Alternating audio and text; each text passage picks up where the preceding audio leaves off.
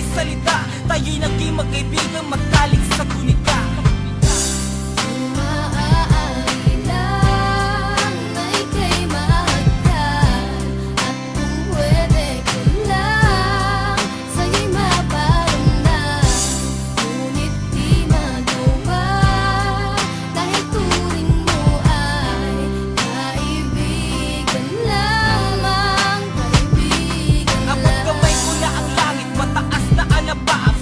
Mga bituin, tuwing tayo ay pagkausap at hanap ang paglusin, binaybay nating landas o sariling kagustuhan ng pusong madalas laging nag-aalala. Bes, kumain ka na ba? Huwag magpapalipas ko